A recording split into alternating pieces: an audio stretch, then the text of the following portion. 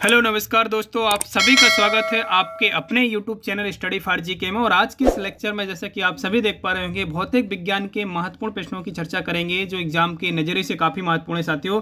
अगर आप किसी भी एग्जाम की तैयारी करते हैं तो ये वीडियो आपके लिए काफ़ी हेल्पफुल रहने वाला है साथियों। तो चलिए वक्त ना बर्बाद करते हुए स्टार्ट करते हैं वीडियो को। देखिएगा, पॉइंट टू पॉइंट समझते हैं। देखिए, पहला क्वेश्चन आपके सामने जो निकल कर आ रहा है साथियों, ध्यान दीजिएगा। कार की मात्रक की बात की जा रही, बहुत बार रिपीटेड क्वेश्चन है साथियों, याद रखिएगा। कार का मात्रक यहाँ पर जूल विशेष रूप से आपको याद रखना है। इसके बाद नेक्स्ट क्वेश्चन की अगर बात करें तो यहाँ पर न्यूट्रॉन की खोज की बात की जा रही है ना। न्यूट्रॉन की खोज किस वैज्ञानिक के द्वारा की गई थी? तो विशेष रूप से आपको याद रखना है चैडविक, विशेष रूप से याद रखिएगा चैडविक।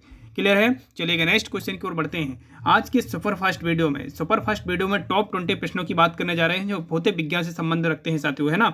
मोस्ट पॉपुलर क्वेश्चन है जो पूछे जाते हैं एग्जाम में। आवेग का मात्रक है, आवेग की मात्रक की बात कर रहे हैं। जी हाँ, आवेग की मात्रक का नाम आपको याद रखना है न्यूटन सेकंड। क्या याद रखेंगे? Newton second. कौन सी अदिश राशि है? डेंसिटी को आपको याद रखना है। यहाँ पर बात की जा रही है डेंसिटी की, तो डेंसिटी आपकी एक अदिश राशि है। क्लियर है? चलिए नेक्स्ट देखिएगा साथियों। नेक्स्ट क्वेश्चन नंबर 5 में चलते हैं। क्वेश्चन नंबर 5 देखिएगा, 5 नंबर। कोणीय विस्थापन का मात्रक है। कोणीय विस्थापन का जो मात्रक है साथियों, याद रखिएगा रेडियन। जी हाँ, रेडियन आपका कोणीय विस्थापन का मात्रक है साथियों। एक पार्शिक किसके बराबर होता है? तो याद रखिएगा 3.26 प्रकाश वर्ष के बराबर होता है। आपको याद रखना है एक पार्शिक जो होता है 3.26 प्रकाश वर्ष के बराबर होता है साथियों। कैंडेला मात्रक है। कैंडेला किसका मात्रक है साथियों? याद रखिएगा कैंडेला जो है आपका विशेष रूप से ज्योति तीव्रता का मात्रक है। ठीक है, क्लियर है आपको?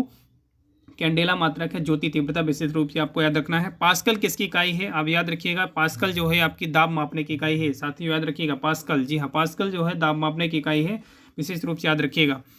चलिए नेक्स्ट देखिएगा, क्वेश्चन नंबर 10 देखिएगा। क्वेश्चन नंबर 10 देखिएगा, डॉप्सन। जी हाँ, डॉप्सन जो है, डॉप्सन का प्रयोग किसके लिए किया जाता है? तो याद रखिएगा डॉप्सन जो इकाई है साथियों, वो ओजोन परत की मोटाई नापने के लिए इसका यूज किया जाता है। किसकी मोटाई नापी जाती है? याद रखिएगा ओजोन परत। जी हाँ, ओजोन परत जैसे आप जीवरक्षक परत के रूप में जानते हैं, याद रखिएगा, है ना। जीवरक्षक करती है, हमारे पराबैंगनी किरणों को रोक कर रखती है, याद रखिएगा। उसकी मोटाई नापी जाती है किससे? आपकी डॉप्सन से नापी जाती है साथियों। क्लियर है? ओजोन परत की मोटाई किससे नापी जाती है? डॉप्सन से। मोस्ट इंपॉर्टेंट है, डबल स्टार लगा लीजिए, पूछा गया क्वेश्चन है साथियों, याद रखिएगा।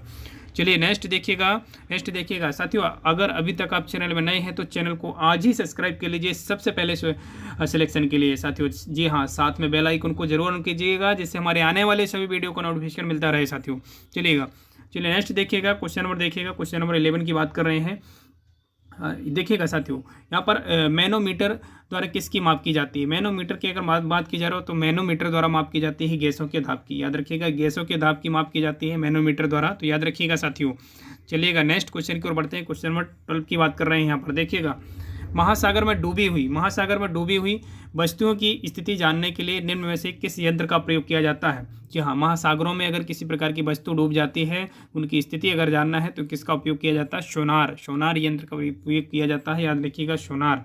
आपको नाम भूलना नहीं है साथियों, मोस्ट इंपॉर्टेंट है, याद रखिएगा साथियों। क्वेश्चन नंबर 13 की बात करते हैं। देखिएगा यहाँ पर क्वेश्चन नंबर 13 देखिएगा। यहाँ पर जो बात की जा रही है 13 में प्राथमिक उत्तोलक है। जी हाँ साथियों, देखिएगा प्राथमिक उत्तोलक की बात कर रहे हैं यहाँ पर कि प्राथमिक उत्तोलक कौन से। तो देखिएगा साथियों, वन लाइनर फैक्ट है जिसमें से आपको प्राथमिक उत्तोलक तो यहाँ पर दिए गए हैं, लेकिन साथियों याद रखिएगा जो उत्तोलक जो होते हैं ना वो 3 प्रकार के होते हैं साथियों। कितने प्रकार के होते हैं? 3 प्रकार के। तीनों में क्लियर करता हूँ। देखिएगा यहाँ पर 3 प्रकार के जो उत्तोलक होते हैं साथियों, जिनमें से अगर हम बात करें जो प्राथमिक उत्तोलक होते हैं वो कैंची और प्लास होते हैं। देखिएगा प्राथमिक उत्तोलक कौन से होते हैं आपके? कैंची, प्लास और साधारण जो तोलने वाली जो मशीन होती है वो आपका प्राथमिक उत्तोलक के अंतर्गत आती है। और इसके अलावा कील उखाड़ने वाला जो हथौड़ा होता है, हथौड़ा जिसे आप बोलते हैं कील उखाड़ने वाला जो हथौड़ा, ये भी प्राथमिक उत्तोलक के अंतर्गत आते हैं। यानी प्राथमिक उत्तोलक के अंतर्गत कैंची, प्लास, हथौड़ा, है ना, आपको याद रखना है। और इसके अलावा आपकी और साथ ही सेकंड अगर हम बात करें तो द्वितीय उत्तोलक में आएगी आपके नींबू निचोड़ने वाली मशीन। इसके अलावा सुपारी काटने वाला जिसे आप सरौते के रूप में जानते हैं, सरौता। जी हाँ, द्वितीय उत्तोलक के रूप में जाना जाता है सरौता। इसके अलावा अगर हम बात करें वहीं पर तो कूड़ा ढोने वाली जो मशीन होती है, एक पहिए वाला आपने देखा होगा, तो वो किस में आती है? द्वितीय उत्तोलक में आती है। वो तृतीय उत्तोलक में अगर वहीं हम बात करें तो साथियों जो चिमटा होता है, जो रोटियां सेकने में यूज किया जाता है, चिमटा। इसके अलावा ये तृतीय उत्तोलक में आता है। ये किसान का जो हल होता है वो भी आपका, और हाथ जो आपका होता है मनुष्य के हाथ की जो कोहनी होती है वो तृतीय उत्तोलक में आती है साथियों। क्लियर है? तो आई होप आप समझ गए होंगे उत्तोलक कितने प्रकार के होते हैं। उत्तोलक एक प्रकार की एक विशेष प्रकार की मशीन है, विशेष रूप से याद रखिएगा। प्राथमिक उत्तोलक, द्वितीय उत्तोलक, तृतीय उत्तोलक, 3 प्रकार के होते हैं साथियों। क्लियर है? चलिएगा नेक्स्ट देखिएगा, क्वेश्चन नंबर 14 देखिएगा साथियों। यहाँ पर एक अश्व शक्ति बराबर होता है, एक अश्व शक्ति बराबर क्या होता है? 746 वाट होता है। मोस्ट इंपॉर्टेंट है, पॉपुलर क्वेश्चन है साथियों, पॉपुलर है काफ़ी, आपको याद रखना है साथियों, है ना। याद रखिएगा। क्वेश्चन नंबर देखिएगा 15 की बात कर रहे हैं यहाँ पर। 15 देखिएगा साथियों। मंगल ग्रहों के उपग्रहों की संख्या है।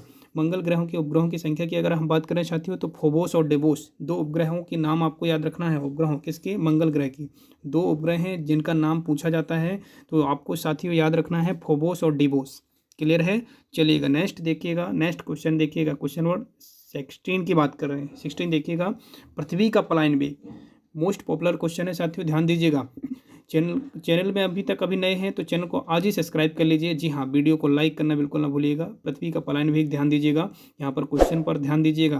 पृथ्वी का जो पलायन वेग होता है साथियों याद रखिएगा। यहाँ पर जो बात की जा रही है पलायन वेग की, तो पलायन वेग होता है आपका 11.2 किलोमीटर प्रति सेकेंड।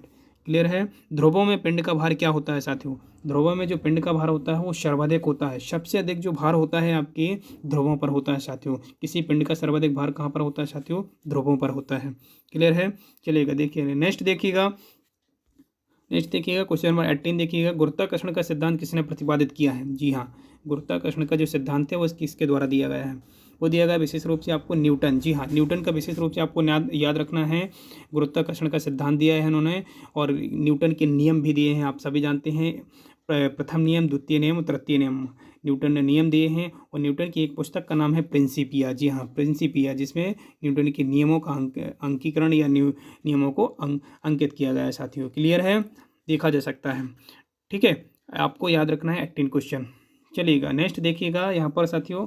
देखिएगा, रॉकेट के सिद्धांत पर कार्य करता है। याद रखिएगा, रॉकेट जो है न्यूटन के तृतीय नियम पर कार्य करता है। और न्यूटन का तृतीय नियम क्या होता है साथियों? आप सभी जानते हैं न्यूटन का जो तृतीय नियम होता है वो प्रत्येक क्रिया के बराबर विपरीत प्रतिक्रिया देता है साथियों।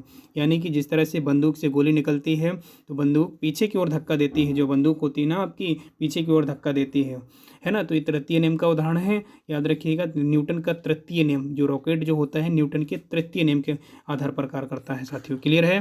चलिए देखिएगा, आज के सेशन का लास्ट क्वेश्चन है, और दबा के लाइक कीजिएगा वीडियो को, है ना। और सेशन को लाइक और शेयर करना बिल्कुल ना भूलिएगा। देखिएगा यहाँ पर क्वेश्चन नंबर 20 देखिएगा, वर्षा की बूंदें, जो वर्षा की जो बूंद होती है साथियों, आपने देखा होगा जब भी वर्षा होती है तो उसकी बूंद गोलाकार होती है ना। उसकी बूंद क्या होती है साथियों? गोलाकार होती है।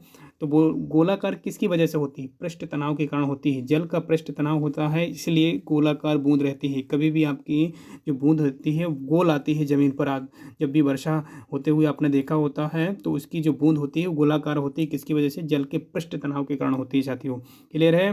तो वीडियो को लाइक कीजिएगा, और वीडियो आपको पसंद आता है तो शेयर करना बिल्कुल ना भूलिएगा साथियों। अगर आप वीडियो का PDF चाहते हैं तो टेलीग्राम चैनल पर विजिट कीजिएगा, स्टडी फॉर जीके। क्लियर है? स्टडी फॉर जीके, जी हाँ, टेलीग्राम में सर्च कीजिएगा स्टडी फॉर जीके, और यहाँ पर ज्वाइन कीजिएगा। यहाँ से PDF आपको प्राप्त हो पाएगा। चलिए मिलते हैं इसी प्रकार के न्यू वीडियो में, तब तक के लिए जय हिंद, जय भारत।